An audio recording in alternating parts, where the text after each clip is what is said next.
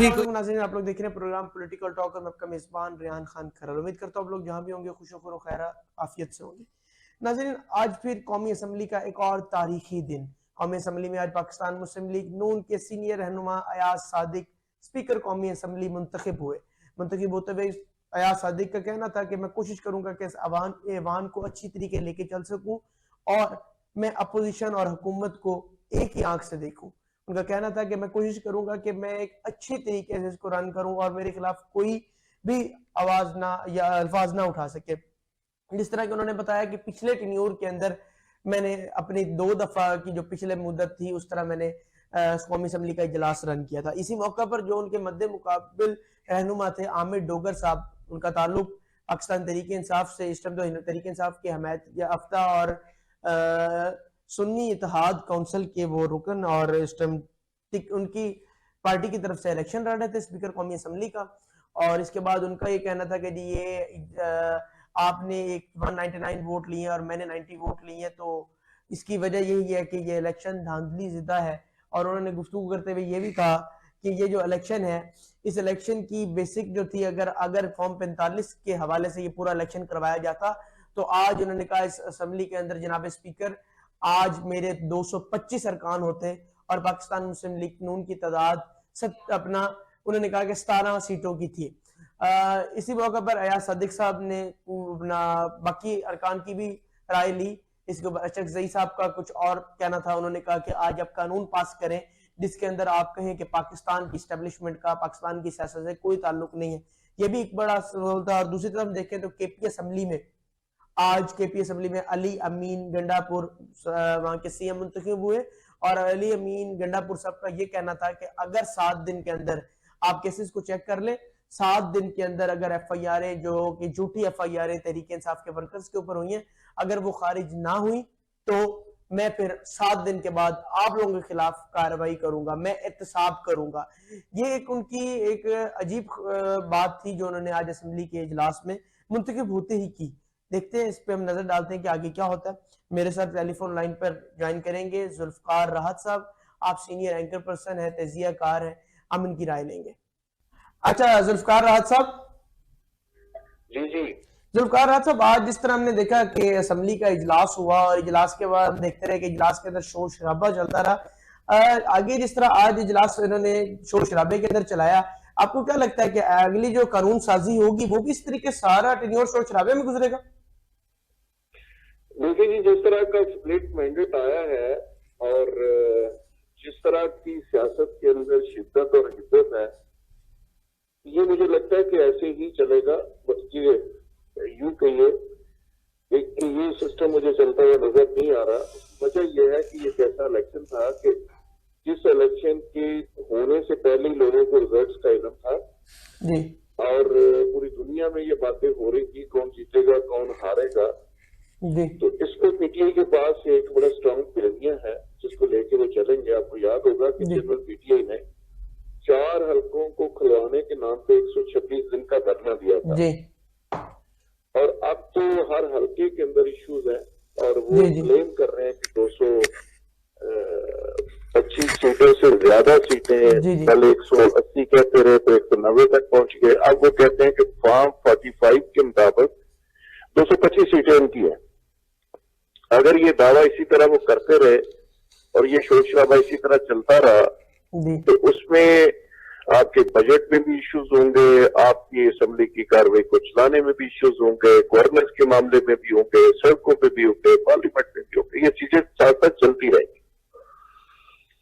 अच्छा जुल्फकार राहत साहब, आज हमने देखा जिस तरह की असेंबली का इजलास हुआ और साथ ही हमने आज KPK के अंदर भी अली अमीन गंडापुर साहब जो है नौमुंतखब सीएम बन चुके हैं, तो सर उनका भी आज जो उन्होंने अपनी गुफ्तगू की उसके अंदर उनका कहना था कि मैं 7 दिन का टाइम देता हूं, आप लोग 7 दिन के अंदर जो FIR आप लोगों ने दिए खारिज कर दें, नहीं तो फिर उसके ऊपर एहतसाब करूंगा। क्या एहतसाब करेंगे वो सर?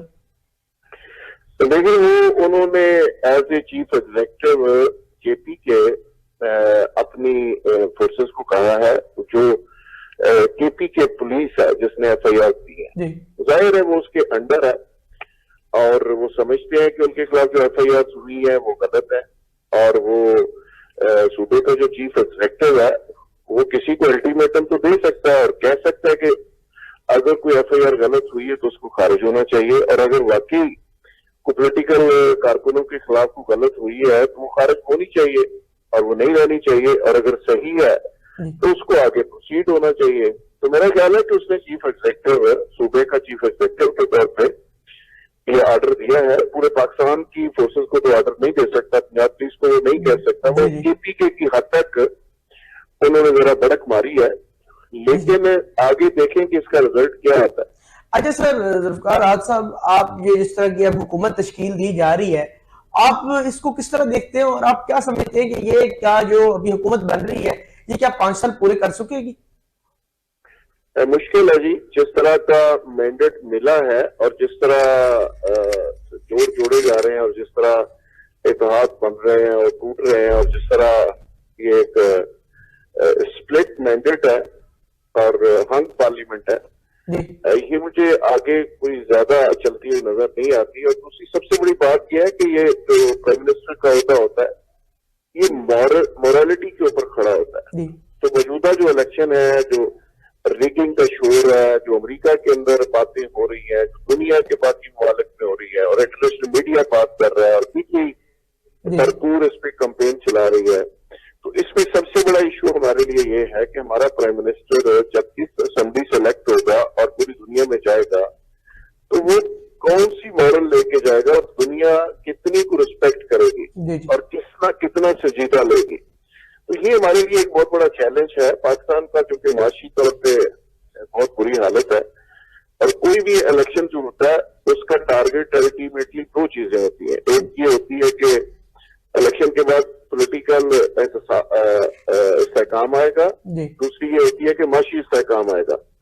लेकिन ये दोनों चीजें मुझे नजर नहीं आ रही आने वाले दिनों में। तो मुझे कुछ शोर शराबा नजर आ रहा है, हालात थोड़े से खराब नजर आ रहे हैं, और पॉलिटिकली अगर हालात खराब होते हैं तो माशी तौर पर ऑटोमेटिकली हालात खराब होंगे, माशी तौर पर ठीक नहीं हो सकते। अच्छा जुल्फिकार राज साहब, जिस तरह हमने देखा कि पीपल्स पार्टी ने जो फैसला किया कि हम हुकूमत का हिस्सा नहीं बनेंगे, क्या आपको लगता है कि ये पीपल्स पार्टी इस फैसले पे कायम रहेगी?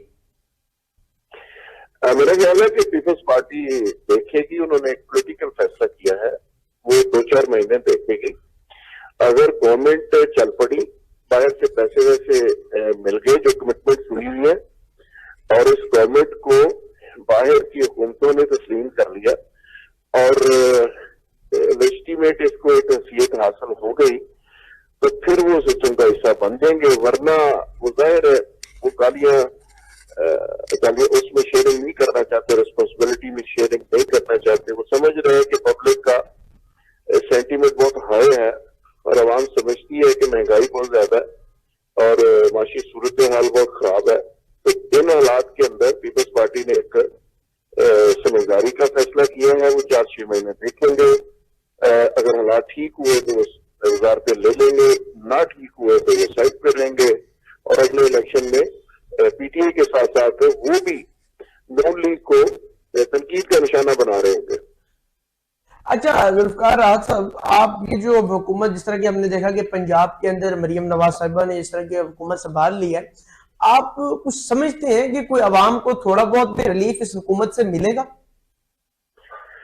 देखिए, मुश्किल हालात में मरियम साहबा ने भी हुकूमत संभाली है, लेकिन मरियम का जाहिर एक्सपीरियंस है, उनके वाले साहब का बड़ा एक्सपीरियंस है, चाचों का एक्सपीरियंस है, हमजा शहबाज पहले सीएम रह चुके हैं, तो वो अपने तजर्बे की बुनियाद पर कोई कोशिश जरूर करेंगी। जिस तरह के इनिशिएटिव्स की वो बात कर रही हैं, अगर उसमें 50% भी हो जाते हैं तो जाहिर लोग थोड़ा सा मुतमिन तो होंगे, लेकिन ओवरऑल जो लोगों की उम्मीदें हैं, जिस तरह के मुल्की हालात हैं, जो गवर्नेंस का मॉडल है, जो अफरा तफरी और करबा पल्ले के सिलसिले चल रहे हैं, तो इसमें अब किसी को भी ला के बिठा दें प्राइम मिनिस्टर की सीट पे या चीफ मिनिस्टर की सीट पे, तो डिलीवरी के मिसाइल रहेंगे।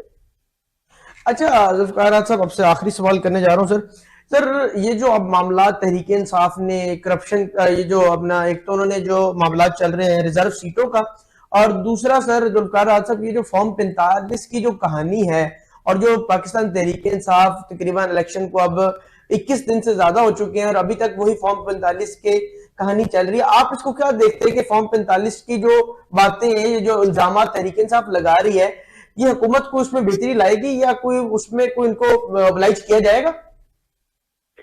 देखिए जी, उसमें हुकूमत ने क्या करना है, इस पे तो इलेक्शन कमीशन है, ट्रिब्यूनल है, इसका एक तरीकाकार होता है कि फॉर्म 45 के बारे में चीफ इलेक्शन कमिश्नर ने कहा था कि जिसके पास 45 का रिजल्ट होगा, ये वो फॉर्म होता है जो इलेक्शन के रिजल्ट कंपाइल होते हुए कैंडिडेट्स को दिया जाता है।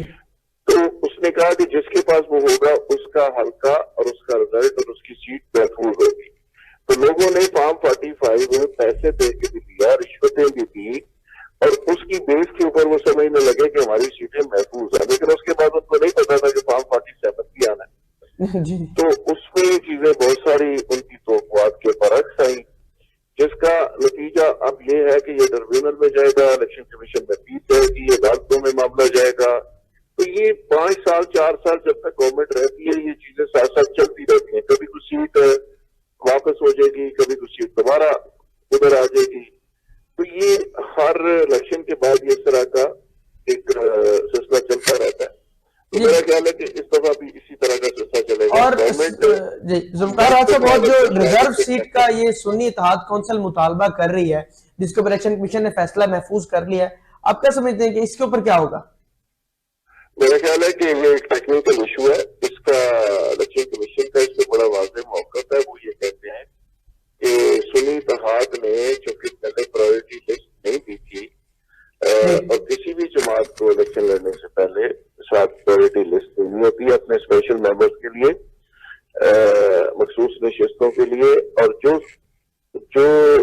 पार्टी वो लिस्ट नहीं देती प्रायोरिटी लिस्ट, तो उसको वो जारी नहीं की जाती। तो इस टेक्निकल बुनियाद के ऊपर इलेक्शन कमीशन उसको नो कर रहा है, लेकिन वो समझ रहे कि उसका हक है। तो अब देखिए, ये इलेक्शन कमीशन की स्वाधीनता है कि वो उसको हाँ कर दे या ना कर दे। जी बहुत शुक्रिया जुल्फिकार राहत साहब टाइम देने का। सर हमारे साथ टेलीफोन लाइन पे जुल्फिकार राहत साहब थे, आप सीनियर तजियाकार एंकर पर्सन है। उनका कहना यही था कि जलती सूरत पर उनको नहीं लगता कि ये असम्बली जो है बगैर शोर शराबे के आगे रन कर सकेगी। इसी तरीके 4-5 साल ये फॉर्म 45 की भी कहानी चलती रहेगी और ये बार बार दोहराते रहेंगे कि फॉर्म 45 और ट्रिब्यूनल्स में, इलेक्शन कमीशन में, देन फिर हायर कोर्ट में ये चलती रहेंगी बातें कि फॉर्म 45 कब निकला, कब आया, और फॉर्म 47 रिजल्ट, कोई सीट किधर चली जाएगी, कोई किधर चली जाएगी, और ये सारा हमें मामला एंड तक देखने पड़ेंगे। नाज़रीन, मुल्क का वो इस टाइम वो सूरत हाल है कि ये जो हुकूमत अब बनी है, मुझे नहीं समझ आती कि ये मुल्क आगे किस तरह लेकर चलेंगे, क्योंकि इतने शोर शराबे में जहां पे अपोजिशन एहतजाज करेगी और हुकूमत जो है वो किस तरह चलाएगी। और हुकूमत भी एक आदमी की हुकूमत नहीं है नाज़रीन, 7 पार्टियों ने मिलकर हुकूमत बनाई है। 7 पार्टियों को खुश रखना, 7 पार्टियों को लेकर आगे चलना, तो मुझे लगता है कि ये पीडीएम पार्ट 2 जो है ये 12 से 13 महीने निकालेगी, इससे ज्यादा नहीं निकाल सकेगी। मेरी दुआ है कि पाकिस्तान की असम्बलियां अपनी मुद्दत पूरी किया करें। मेरी दुआ है पाकिस्तान का जो वजीर आजम आए वो पूरा 5 साल अपने गुजारे, और फिर जो अवाम के पास जो हक है, अवाम के पास जो अख्तियार है, उसी अख्तियार से उस वजीर आजम को निकाला जाए या रखा जाए। क्योंकि नाजरीन, जिस तरह के हम करते हैं कि हमारे मुल्क में हमेशा से होता है, जिस तरह के प्राइम मिनिस्टर आता है किसी के और फिर उसको 5 साल पूरे नहीं करने दिए जाते, तो ये गलत है। जब हमारे मुल्क में जब आइन वर्क करेगा, जब आइन चलेगा और पाकिस्तान के अंदर जब वजीर आज़म आएगा वो अपनी 5 साल मुद्दत पूरी करेगा, तब इस अवाम को भी रिलीफ मिलेगा और तब हमें पाकिस्तान को भी बेहतरी की तरफ जाते हुए हम देखेंगे। जब तक ये खेल, वो शहबाज शरीफ हो, वो पाकिस्तान के बानी चेयरमैन हो पाकिस्तान तहरीक इंसाफ के, वो पीपल्स पार्टी के बिलावल भुट्टो साहब हो, वो किसी भी पार्टी से ताल्लुक रखते हैं, इससे कोई कंसर्न नहीं होना चाहिए। जिसको अवाम ने मैंडेट दिया उसको 5 साल पूरे करने चाहिए, ताकि अवाम उससे 5 सालों के बाद रिजल्ट मांगे, और अगर वो रिजल्ट ना दे तो अवाम के पास अख्तियार है, उसको जहां मर्जी उसको वोट दे ना दे, वोट का अख्तियार अवाम के पास है। नाज़रीन, आपने मेरा प्रोग्राम देखा पॉलिटिकल टॉक, उम्मीद करता हूं आप लोगों को अच्छा लगा होगा, और इसी तरीके की जो है मैं फ्राइडे, सैटरडे, संडे और प्रोग्राम आते रहेंगे मेरे। आप लोग अपनी फीडबैक से हमें आगाह किए करें, आपकी फीडबैक हमारे लिए अहम है। शुक्रिया।